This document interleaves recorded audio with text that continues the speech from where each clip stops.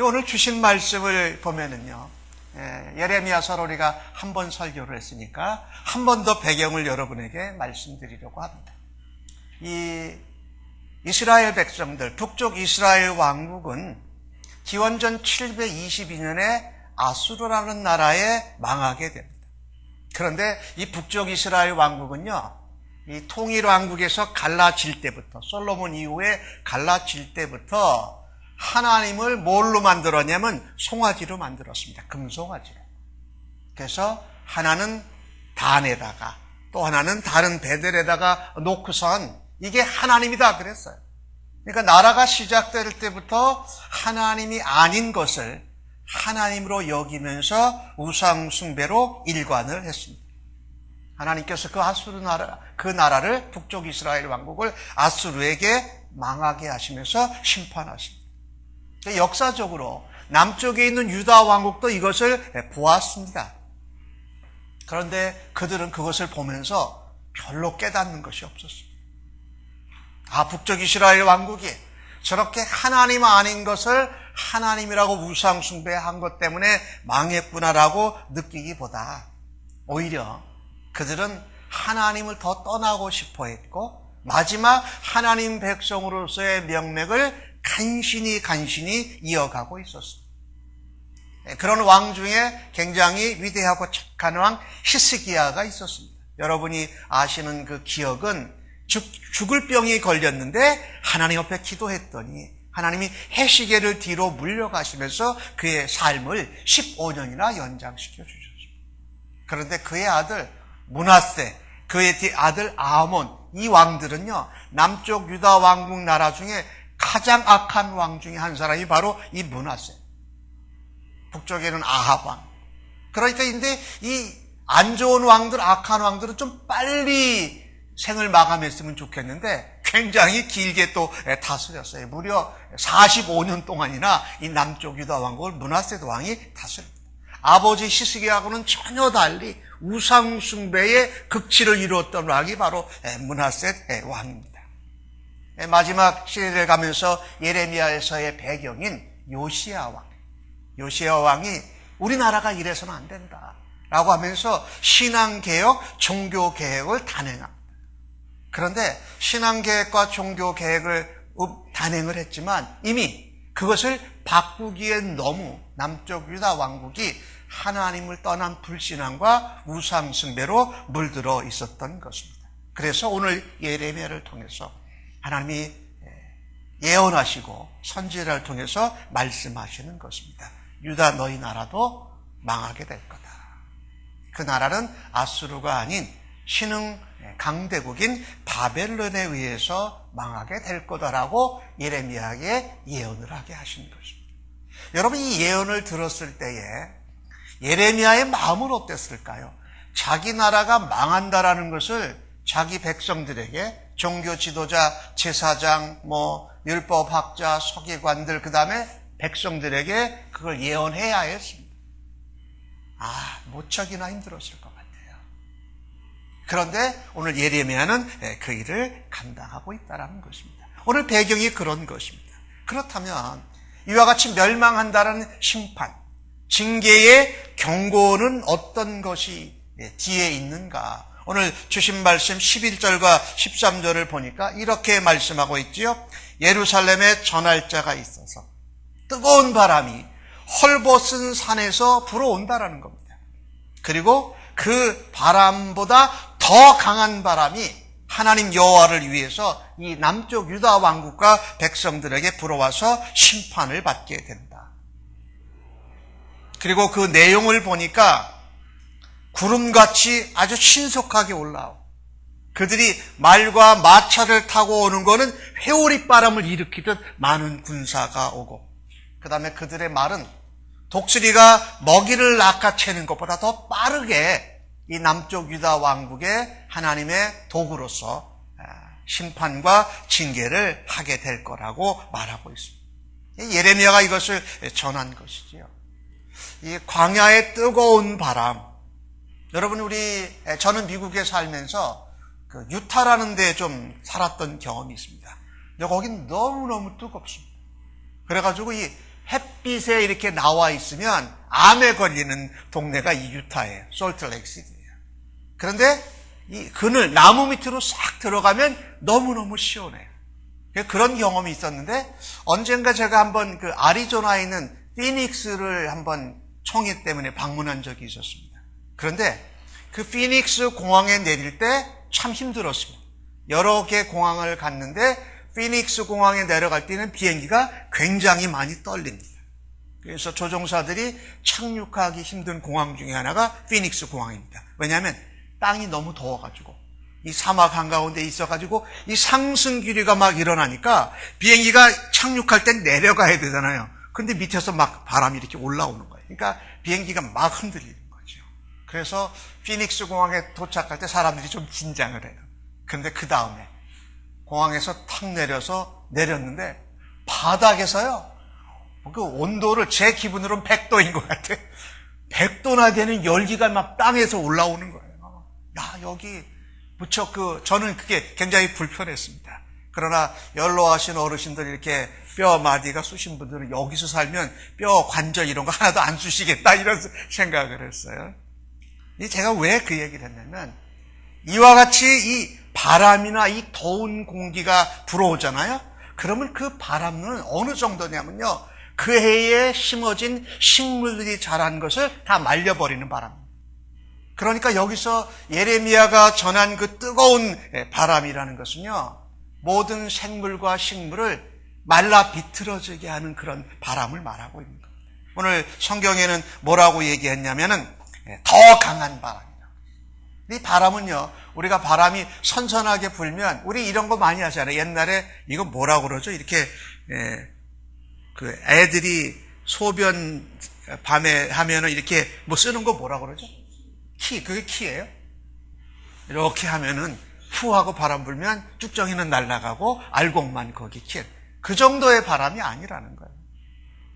아주 온 모든 생명과 열매들을 말라버리게 하는 것. 그러니까 하나님의 심판이죠. 그것을 예레미야가 전해야 했던 것입니다. 오늘 주신 말씀에 보면은요, 이런 심판, 징계, 멸망의 경고를 우리가 당하고 그런 고난을 만나게 되면 우리는 실망합니다. 두려워합니다. 그리고 쉽게 포기할 수도 있습니다. 그런데 오늘 주신 말씀 11절에서 13절 말씀해 보니까 무슨 말이 있냐면요, 뜨거운 바람이 광야에 있는 헐벗은 산에서 누구에게? 내 딸 백성에게. 뭐라고요? 지금 모든 사람들과 식물과 생물을 말라버리게 할 진노의 뜨거운 바람이 부는데 그 받는 대상이 누구예요? 못된 내 딸이 아니라 뭐예요? 내 딸, 내 백성이라고 말씀하고 계신 거예요. 그러니까 하나님께서는요, 우리에게 진노를 바라시고 징계를 하시더라도 뭐는 계속 유지가 됩니까? 하나님과 우리와의 관계는 여전히 끊어지지 않고 유지되는 줄로 믿습니다. 이게 심판과 멸망과 징계 뒤에 숨어 있는 것입니다.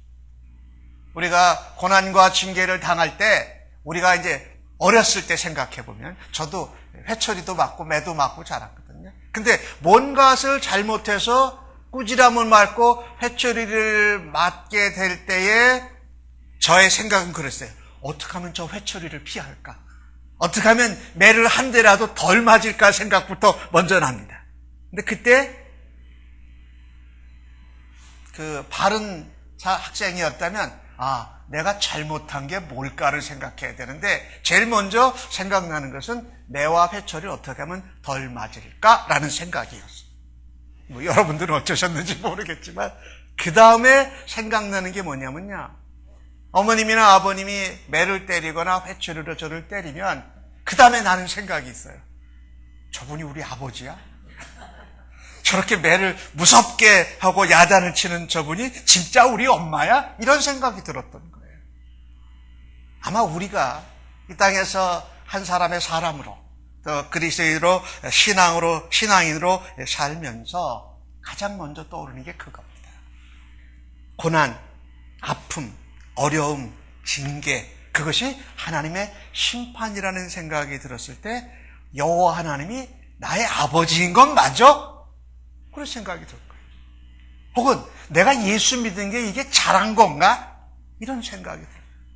근데 오늘 주신 말씀을 보니까요, 11절에서 13절까지 하나님의 심판의 무서움이 기록이 되어져 있는데 그 가운데 딱 숨겨져 있는 거예요. 내 딸 백성에게 이런 징계의 바람, 무서운 동풍의 경고가 있다라는 것이죠. 우리가 생각해야 될 것이 이겁니다. 하나님은 우리를 사랑하지 않으셔서 징계하거나 우리에게 멸망을 허락하시고 경고하는 것이 아니라 뭐예요? 하나님이 사랑하시기 때문에 우리를 징계하고 우리에게 매를 드시는 줄로 믿습니다. 그래서 그때 우리가 기억해야 될 것이 있습니다. 경고나 고난이나 심판이나 심판 가운데 꼭 그 뒤에 기억해야 할 것은 관계가 아직도 끊어지지 않았다. 내 딸 백성아, 내 아들 백성아, 너희는 내 자녀고 나는 너희의 아버지다라는 그 관계가 좀 멀어진 것이지 끊어진 것이 절대 않은 줄로 믿으시기를 간절히 바랍니다. 그래야 우리가 매를 맞아도 변화가 됩니다. 근데 저분이 내 아버지가 아니고 내 어머니가 아니면 매 맞고 회초리 맞은다면 어떻게 해요? 집을 나가버려버립니다. 소식이 없어져 버려요. 우리가 그런 모습이 되어서는 아니 되겠다라는 겁니다. 매를 맞아도 회초리를 맞아도 나를 사랑하고 나를 바르게 키워주기 위해서 징계의 회초리를 드셨다라고 하면서 거기에서 무엇을 가져야 할까요? 소망을 가져야 합니다. 내가 매를 맞아도 고난과 징계를 당해도 아버지와 나와의 관계는 아직도 유효합니다 라고 확신해야 한다는 것이에요. 그죠? 거기에 소망이 있습니다. 근데 사단 마귀는 우리에게 징계나 경고나 고난이나 어려움을 당하면 거봐, 하나님이 네 아버지가 아니잖아. 예수님이 너의 죄를 다 용서한 게 아니다 라고 하면서 우리의 관계가 아직도 유효하고 맺어져 있는데 그것이 완전히 끊어진 것처럼 말한다라는 겁니다. 특별히 우리가 가정에서 혹은 직장이나 사업체나 학업을 뭘 하면서 내가 이해할 수 없는 고난과 심판과 경고 같은 것을 당했을 때 우리에겐 그렇게 사단 마귀가 노린다는데 그때마다 확신하시길 바랍니다. 하나님이 나를 사랑하신다. 그죠?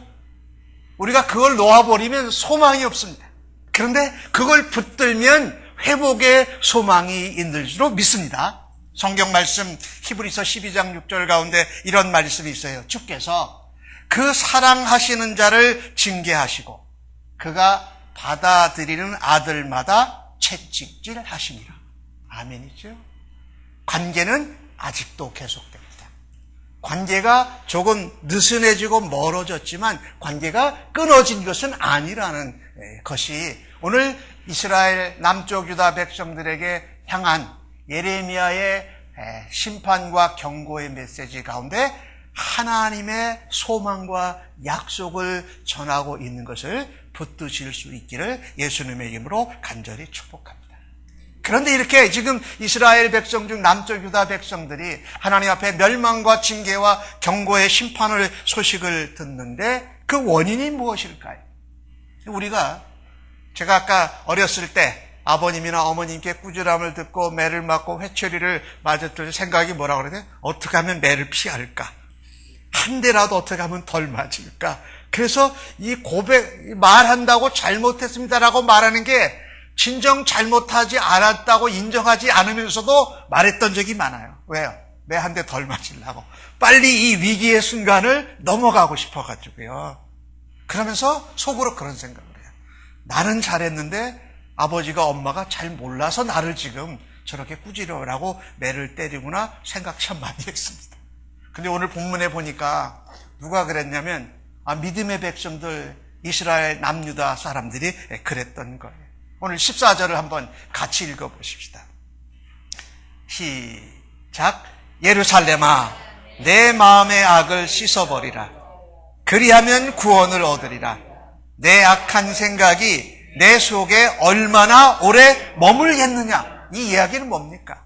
이 지금 회초리 들고 징계하고 심판 경고라는 하나님이 잘못됐다는 얘기입니까? 누가 잘못됐다는 얘기입니까? 이스라엘 유다 백성들이 잘못됐다는 얘기예요. 내 마음의 악을 씻어버려라. 던져버려라.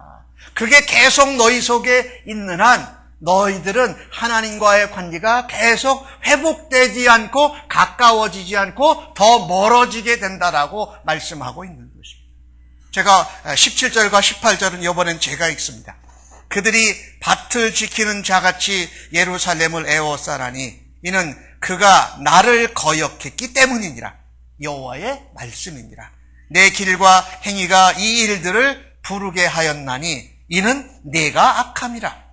그 고통이 내 마음에까지 미치니라. 오늘 주신 말씀 14절과 17절과 18절에 나오는 내용을 보면은요, 우리가 징계를 받고 심판을 받고 멸망의 경고를 받는 원인은 하나님께 결단코 있지 않습니다.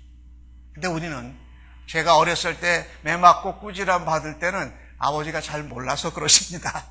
혹은 엄마가 나를 잘 몰라서 그럽니다라고 그렇게 생각했던 적이 있어요. 오늘 주신 말씀 두 번째입니다. 이 멸망과 징계와 심판을 당할 때에 멸망과 경고의 원인은 누구에게 있느냐? 회개하지 않는 내게 있습니다. 회개하지 않는 우리에게 있다라는 것을 인정해야 할 것이라는 겁니다. 우리가 신앙생활을 하고 믿음 생활을 하고 인생을 살아가면서 고난과 징계와 어려움과 무서움을 당할 때 우리는 그 원인을 다른 사람에게서 찾으려고 하는데 익숙해져 있습니다. 그래서인지 그 대상이 하나님이요 예수님일 때도 그것이 하나님께 있다고 예수님께 있다고 생각할 때가 있는데 결단코 그렇지 않다. 멸망과 징계와 어려움을 당하고 아픔을 당하는 원인은 하나님께 있지 아니하고 내게 있다, 우리에게 있다라는 이 말씀을 우리가 붙들어야 할 것입니다. 그래서 예레미야서 4장의 앞부분에 이런 얘기를 합니다. 너희의 마음과 귀에 할례를 받아라. 이 할례라는 것은 필요 없는 그 거죽을 띄어내는 건데 그것이 외형적으로 육체의 할례를 받는 것이 아니라 너희 마음에 필요한 것을 제거하는, 필요 없는 것을 제거하는 마음의 할례를 받아서 우상 숭배를 쫓아가고 망한 이스라엘의 모습을, 신앙의 모습을 쫓아가는 것을 베어버리고 오로지 하나님께만 마음을 향하는 마음의 할례를 받아라. 그 다음에 예레미야가 하는 말이 있습니다. 너희의 귀가 할례 받기를 원한다. 이 믿음은 뭐에서 납니까? 들음에서 납니다. 들음은 하나님의 말씀, 그리스도의 말씀으로 말미암은 거예요. 그러니까 귀가 열려져야, 귀가 닫혀져 있으면 하나님 말씀을 들어도 몰라요. 깨닫지를 못해요. 그런데 귀가 열려 있으면 전혀 생각지 않은 하나님의 말씀 가운데도 은혜를 받고 회복과 소망의 역사가 일어나는 줄로 믿습니다. 그래서 오늘 예레미야는 그 이야기를 하고 있는 겁니다. 너희의 마음이 단단해져 있고 너희의 귀가 닫혀져 있기 때문에 하나님의 말씀을 들어야 되는데 너희가 오늘 주신 말씀에 보니까 아직 관계가 뭐예요? 유효하다라는 겁니다. 하나님과 나와 관계가 유효하고 내가 말씀 대신 예수님과 함께 관계가 유효하기 때문에 멸망의 원인이 내게 있다고 하나님 앞에 회개하고 회복해서 돌아가야 한다는 것입니다. 오늘 이 주신 말씀에 보니까 원인은 유다의 악함에 있었습니다. 그리고 하나님의 말씀을 거역하고 등 돌렸기 때문이었습니다. 실제로 이 남쪽 유다 왕국이 586년 기원전에 망하게 됩니다. 마지막 왕이 시드기야 왕인데 여러분 우리가 고난과 징계와 심판과 경고를 당하는데 여러 가지 이유가 있겠습니다만은 가장 근본적인 이유는 계속해서 반복되는 하나님 앞에 불순종, 하나님 말씀을 듣지 않고 우리가 원하고 가고 싶은 길로 갔기 때문에 하나님께서 심판과 징계와 경고와 고통을 허락하셔서 우리를 어떻게 해요? 그 관계 가운데로 돌아올 수 있도록 역사하시는 하나님의 소망이 그 안에 들어있는 줄로 믿습니다. 그러니까 그것이 고통스럽고 두렵고 떨릴 때에 우리는 어떻게 해요? 하나님과의 관계가 아직도 끊어지지 않고 유효하기 때문에 예수 그리스도의 이름을 힘입어 예수 그리스도께서 십자가에서 이루신 죽으심과 부활과 다시 재림하실 소망을 붙들고 하나님 앞에 다시금 돌아가서 회개함으로 정결함을 받고 회개함으로 용서함을 받을 수 있는 하나님의 백성들로 살아가시기를 예수님의 이름으로 간절히 축복합니다. 관계가 아직 끊어지지 않았기 때문에, 멀어져 있기 때문에 그 관계를 붙들고 나아가기만 하면 그 관계가 더욱더 깊어지고 그 관계가 더욱더 단단해지는 줄로 믿습니다. 이것이 우리가 심판이나 징계나 경고나 어떤 고난을 당할 때에 우리의 자세요, 우리의 믿음의 태도이기를 간절히 바라는 것입니다. 마지막으로 하나를 더 살펴보십시다. 경고와 심판 뒤에 있는 것들이 무엇이 있을까? 오늘 주신 말씀 19절에서 21절인데 제가 읽겠습니다. 멸망 경고, 아니네요. 슬프고 아프다. 내 마음속이 아프고 내 마음이 답답하여 잠잠할 수 없으니 이는 나의 심령이 나팔 소리와 전쟁의 경보를 들음이로다. 패망에 패망이 연속하여 온 땅이 탈취를 당하니 나의 장막과 휘장은 갑자기 파멸되도다. 내가 저 깃발을 보며 나팔 소리를 듣기를 어느 때까지 할꼬. 이 유다 백성들의 이 상황을 하나님으로부터 말씀을 듣고 예레미야 선지자는 전해야만 했습니다. 근데 그 전할 때 마음이 어땠을까요? 아프고 슬펐어요. 아프고 슬펐어요. 왜? 그도 이스라엘 백성이고 남쪽 유다의 사람이었기 때문에. 내 백성에게 하나님의 심판과 경고를 전한다라는 것은 그도 힘들었던 겁니다. 근데 우리가요, 믿음 생활을 하면서 신앙인으로 살면서요, 같은 그리스도인 중에 혹은 신앙인 중에 교회 지체들 중에 누가 잘못해서 이렇게 아픔을 당하면 어떤 마음이 생겨요? 여러분은 안 그러신 것 같아요. 잘 됐다. 고소하다. 거봐. 이런 마음이 들 때가 있거든요. 근데 오늘 예레미야는 어떤 마음을 가졌어요? 내가 아프고 슬프다라는 겁니다. 아프고 슬픈데 왜? 그 사람이 그 나라가 당할 징계와 심판과 경고에 그도 속해 있기 때문에 우리가요, 하나님 나라의 백성으로 그리스도의 사람으로 살아가면서 나는 그렇지 않을 것 같다고 쏙 빼면 거봐, 잘 됐어, 그럴 줄 알았어, 고소하다, 이런 마음이 생겨요. 근데 나도 그 사람들과 같은 하나님의 자녀요, 그리스도인이요.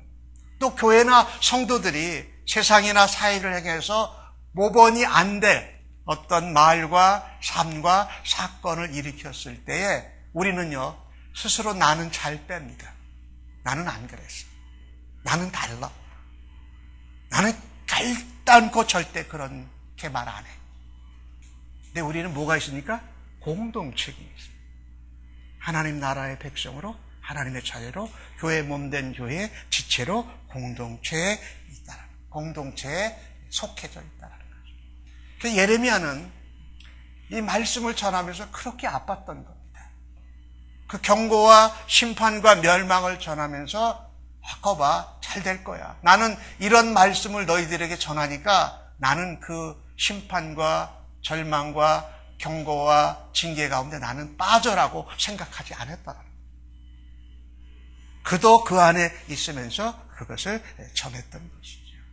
근데 이 유다 백성들, 히브리 백성들은요, 그들이 여기 지금 본문에 나오는 그 이야기는요, 내가 마음이 아프다, 슬프다라고 그렇게 말한 것은 이런 표현입니다. 우리에겐 더 좀 실감나게 다가오는데, 이스라엘 백성들은 어떤 생각을 했냐면요, 그 원어적으로 이건요, 창자가 꼬이고 아픈다라는 거예요. 창자가 막 꼬이고 아파서 어떻게 아프지 않은 신흥으로 할 수 없어서 그냥 자동적으로 자연스럽게, 여러분 한번 창자가 꼬이고 한번 그래 보세요. 견딜 수가 없잖아요. 얼굴에 온 인상을 다 쓰게 되잖아요. 근데 히브리 사람들은 희한하게 감정이 이 창자에 있다고 생각을 했습니다. 근데 저는 이거에 굉장히 동의합니다. 누구를 만나고 서로 안 좋은 일, 기분 나쁜 일 생기면 어디가 제일 먼저 반응합니까? 여러분 말씀하세요. 위에요, 위. 먹어도 체하고 맛있는 걸 부어도 아프고, 그렇죠? 물론 얼굴색이 뻔하죠. 그러나 제일 먼저 반응하는 데는 위예요. 제가 보기엔 그래요. 이미 뭐를 딱 듣고 안 좋은 거, 듣기 싫은 거, 뭐 이런 것을 두려운 거, 뭐 나를 뭐 이렇게 비난하는 소리를 들으면 얼굴색도 변하지만 동시에 위가 꽉 꼬이는 거예요, 사실은요. 그 다음에 먹으면 어떻게? 반드시 탈납니다. 그렇죠? 지금 예레미야가 표현하고 있는 게 그거예요. 내가 슬프고 아픈데 내 창자가 마구 꼬여서 내가 어떻게 주체할 수 없고 나도 그것을 전하고 있지만 내가 너무너무 그것에 아파하고 견딜 수가 없습니다. 라고 하면서 지금 예레미야가 전하고 있는 것이죠. 그러니까 예레미야는 심판과 경고와 징계의 메시지를 전했지만 이 예레미야의 마음이 누구의 마음이었을까요? 하나님 아버지의 마음이었어요. 예레미야가 그 하나님 아버지의 마음을 경험하면서 또 그도 그 심판과 징계와 그 멸망을 당해야 될 사람 중에 한 사람으로 기억하면서 이걸 지금 하나님의 메시지를 전하고 있는 것이에요. 그러니까 세 번째로요, 우리가 심판과 경고와 징계와 어떤 고난의 메시지를 받을 때에 우리는 무엇을 기억해야 하냐면요, 세 번째입니다. 하나님도 눈물을 흘리시면서 아파하고 계신 것을 기억해요. 우리가 힘들고 아프고 징계와 고난과 회초리로 때림을 당하면 우리만 아픈 줄 알아요. 제가 아까 뭐라고 말씀드렸다고요? 아버님이 매로 호되게 때리면 어떻게 저 매를 한 대를 덜 맞고 이 아픔 속에서 내가 벗어날 수 있을까? 이렇게 생각했는데, 저를 그렇게 때리면서 꾸지람하고 변화되기를 기대하시면서 저를 매 때리고 꾸지람은 아버지의 마음을 헤아린 적이 매 맞을 때는 거의 없었어요. 근데 언제 알았냐면, 나중에 제가 자식 키워보고 자식 매 때려보고 혼내보니까 그때 아버지 마음이 이러셨겠구나. 우리 엄마의 마음이 이랬었겠구나. 나가면서 그 아픔이 제게 느껴지더라고요. 나중에 이제 좀 자라서 보니까. 근데 이스라엘 백성들이, 남쪽 유다 백성들이 그걸 몰랐다라는 거예요. 하나님도 아파하신다는 걸 모르고 나만 아프고 우리만 아프고 우리가 죄도 안 지려는데 억울하다고 생각했던 거예요. 그러니 마음이 닫혀지고 귀가 딱 아무것도 들을 수가 없게 되는 거예요. 우리가 아버지의 마음을 기억해야 됩니다. 바울도 복음을 전하면서 내가 이방인들에게 복음을 전하는데 제일 마음 아파하는 것 중에 하나가 나와 같은 유대인 백성들이 자꾸 복음에서 구원에서 멀어지기 때문에 그가 아파했다 그래요. 그래서 내가 저주를 받더라도, 내가 그리스도에도 끊어질지라도 내 동족이 구원을 받았으면 좋겠다라고 바울이 로마서 9장에 표현하고 있거든요. 그러니까 바울의 마음이 누구의 마음을 알았어요? 아버지의 마음을 알았어요. 하나님 아버지의 마음. 예레미야도 마찬가지로 자기 동족에게 아파하면서 하나님 아버지의 마음을 알았던 것이지요. 심판입니다. 경고입니다. 징계입니다. 고난입니다. 거기에 뭐가 숨어져 있습니까? 우리를 위해서 같이 아파하고 슬퍼하시는 하나님이 계시다는 것을 기억할 때 우리는 아버지께로 다시금 돌아갈 수가 있습니다. 그 아버지를 기억하면서 다시금 아버지께 용서를 구할 수 있습니다. 그리고 다시금 우리의 잘못을 하나님 앞에 고하고 아버지의 회복된 자녀로 살아갈 수 있다는 것입니다. 여러분, 누가복음 15장에 나오는 두 아들의 비유 아시죠? 큰아들 말고 작은아들. 작은아들이 아버지 빨리 돌아가십시오, 유산 제게 주십시오라고 해서 어디 멀리 가서 그것을 허랑방탕하게 다 썼습니다.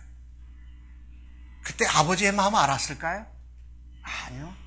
아버지의 마음 전혀 몰랐어요. 오로지 생각한 건 누구만 생각했습니까? 자기만 생각했습니다. 아버지의 유산, 재산도 내 거다. 순 자기 중심적이죠.